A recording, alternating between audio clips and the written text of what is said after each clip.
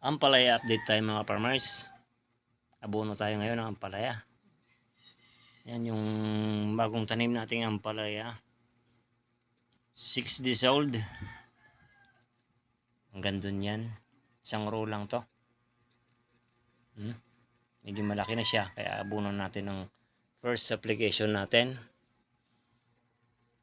Ayan yung mga itsura ngayon. Ang gamit natin ay urea.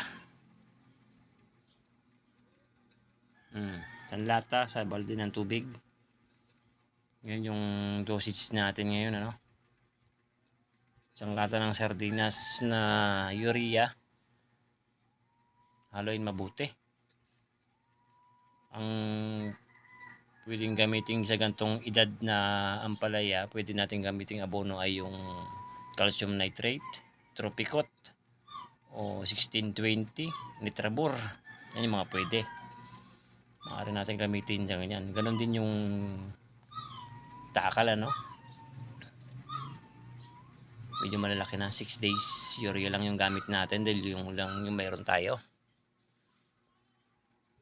Pero kung mas maganda kami mga calcium nitrate saka Nitrabur o Tropicot, basta may nitrogen, pwede na. Yan yung itsura.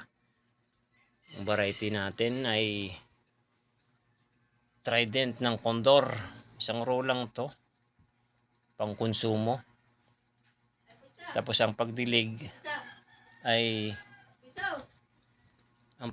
isang lata rin ng sardinas kada puno. Ayan, ang gamit natin lata ng sardinas. Lata pala ng kwento. Star Premium, isang puno, isang lata. Yan yung pagdilig. Ito sa ating 6 days old na ampalaya, Beginner's guide tayo sa ating mga nagtatanim ng ampalaya, mga first timer, Yan, meron pang hindi tumubo. Ito naputol. Ayan, naputol yung talbos. Pero sasanga pa yan, Ayan, isa-isa lang. Isa-isang lata lang para hindi mo overdose, Maganda na yung konti-konti lang kaysa dun sa sumubra. Kasi nakakamatay din yung abono. Ayan, isang row hanggang doon. Tapos yung iba ay puro sitaw na yung tinamnan natin.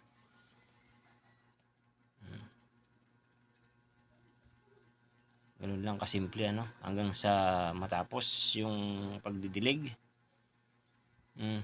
Update lang natin itong ating ampalaya. Variety ay Trident, gawa ng Condor. Yan, medyo iba, maliliit pa yung iba. Ito ay direct shading, Yan, may naputol na naman dito. May minsan kasi may mga asong gala. Baka naapakan.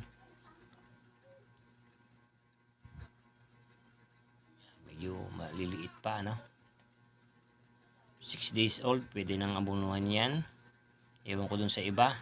Pwede namang kahit 10 days, 6 days, pwede. Depende dun sa farmers, kung kailan niya gustong abunuhan. Yan yung itsura. Isang row. Yung ibang row nito ay sitaw. Ayan, ang ganda rin ng sitaw natin. Halos lahat ay sitaw yan hanggang doon. Puro sitaw ang ginamit natin, Isang row lang tong ampalaya, pang konsumo nga natin dito. Para hindi na tayo bumili ng ampalaya.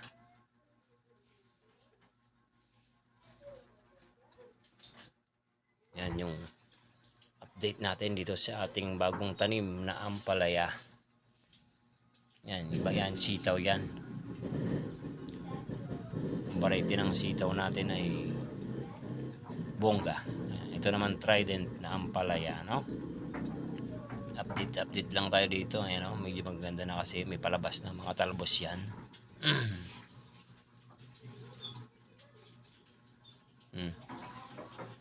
Tapos yun, puro sitaw na yan. Ito lang isa ang tinamnan natin ng ampalaya. Di tulad dati na marami tinatanim nating ampalaya, ngayon isang row lang. Tapos doon naman puro sitaw na yan. Mas marami yung sitaw nating tinanim ngayon. Last year puro ampalaya yan dati. Ampalayahan yan dati. Ngayon ay isang row lang yung tinamnan natin ng ampalaya.